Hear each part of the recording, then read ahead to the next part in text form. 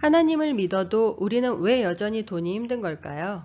이 질문에 대한 답을 성경에서 찾아가고 있는 그리스도인으로서 일상의 고민과 분투를 나누려고 합니다. 안녕하세요. 재정 컨설턴트 회복쌤입니다. 여리고 이야기의 1장은 나의 주인입니다. 1장을 여는 말씀입니다. 역대상 29장 11절에서 12절.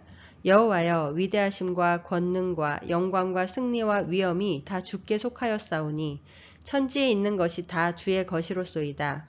여호와여, 주권도 주께 속하였사오니 주는 높으사 만물의 머리이심이니이다. 부와 귀가 주께로 말미암고 또 주는 만물의 주제가 되사 손에 권세와 능력이 있사오니 모든 사람을 크게 하심과 강하게 하심이 주의 손에 있나이다. 여호수아 6장 2절 말씀입니다. 여호와께서 여호수아에게 이르시되 보라, 내가 여리고와 그 왕과 용사들을 내 손에 넘겨주었으니. 이런 말씀을 보면 여리고를 내게 주셨다는 의미가 여리고가 내 것이 되었다로 즉각적으로 해석이 되곤 했던 것 같습니다. 이 책을 보며 다시 한번 정돈하게 되었습니다. 하나님께서 여리고성을 넘겨주셨다는 것은 소유권을 주신 것이 아니라 여리고를 맡기셨다는 뜻이라는 것. 우리의 소유가 모두 하나님의 것이고 자녀인 우리에게 잠시 맡기셨다는 걸 잊지 않고 살아가려고 합니다.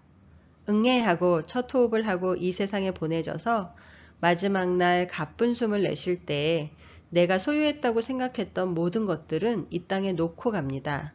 재물도 자녀도 놓지 못했던 일도 모두 잠시 맡겨진 거라는 걸 마지막 날이 되어서야 깨닫는다면 너무 안타깝지 않을까요?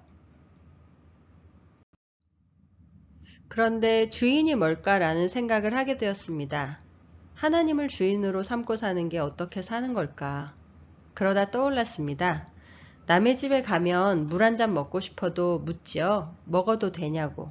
마음대로 눕거나 먹거나 잘 수 없습니다. 남의 집 물건을 내 맘대로 필요하다고 쓸 수도 없고 다른 사람에게 줄 수도 없을 겁니다. 왜냐하면 내 것이 아니니까요. 그런데 성경에서는 우리를 청직이라고도 하고 자녀라고도 하죠. 우리에게 모든 것을 맡기셨다고도 하셨고요. 남의 집과는 좀 다른 것 같죠? 모든 것을 자유롭게 사용하고 누려도 되니까요. 우리도 우리 자녀들에게 모든 것을 거저주지만 모든 것을 마음대로 하게 하진 않습니다.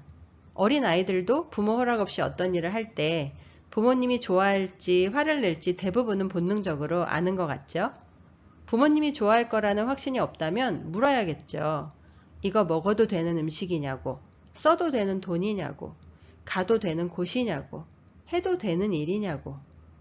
모든 것을 해도 되지만 하나님이 없는 것처럼 모두 내 것인 것처럼 마음대로 살아선 안 되겠죠.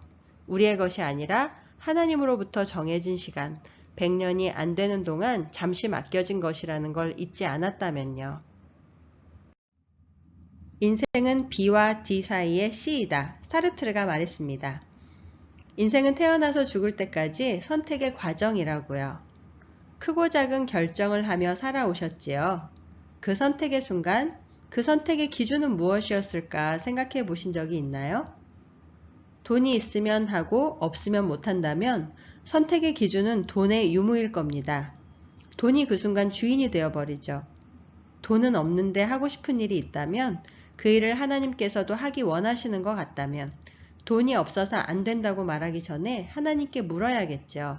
어떻게 하면 좋으냐고 하나님께 먼저 묻는 것. 그 다음 선택. 현실적인 계산기가 먼저 도는 성향의 저에겐 이게 참 어렵더라고요. 나의 모든 선택에 돈이 주인이 되게는 하지 않겠다 결심하고 나서 어려서부터 그렇게도 듣기 싫었던 돈 없어서 안 돼 라는 말을 끊었습니다. 아직까지는 성공입니다. 세상에 재테크는 필요할까요? 돈을 원하면서도 돈을 속된 것으로 치부하고 죄악시하는 분위기가 교회 안에 있는 것 같습니다. 간혹 재테크를 왜 하느냐고 하나님께 모두 맡기라고 하는 분들도 계신 것 같아요.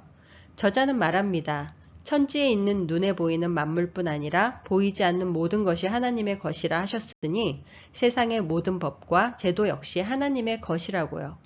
저도 이 말씀에 전적으로 동의합니다. 우리가 해야 할 일은 돈이 속되다 아니다 논하는 것보다 그것들을 지혜롭게 사용하는 법을 배우고 살아가는 것일 것입니다. 재테크해도 될까? 하나님께 맡겨야 할까를 고민하기보다 하나님의 방법으로 관리할까? 만몬의 방법으로 관리할까의 문제로 바꾸어 공부하는 것이 지혜로운 청지기가 되는 길일 것입니다. 여러분, 자녀에게 마지막 날 주고 싶은 건 뭔가요? 아마도 가장 좋은 걸 주고 싶으실 거예요. 세상 사람들은 더 많이 모아서 자녀들에게 모든 걸 남기고 가려고 합니다. 대부분 재물이죠. 그것이 자녀들을 행복하게 해줄 거라고 믿기 때문인 것 같아요. 그러나 지나친 재물은 자녀에게 독이 된다는 걸 우린 알죠. 아무것도 남겨주면 안 되는 것이 아니라 하나님께서 자녀에게 공급하기 원하시는 분량만큼, 우리의 주인인 하나님께서 주라고 하시는 만큼 남겨줄 수 있다면 그 재물은 자녀에게 복이 될 것입니다. 아무것도 남겨줄 게 없어서 안타까운 부모님들도 계실 텐데요. 우리의 주인인 하나님께서 우리의 안타까운 마음을 아시고 자녀들의 필요 또한 모두 아시니 자녀들의 삶을 통해 풍성히 채워가실 것입니다. 자녀들의 믿음을 통해서요. 둘 다 주고 싶지만 하나만 선택해야 한다면 저는 먼저 물려주어야 할 것은 믿음이라고 생각합니다. 아들이 하나 있는데요.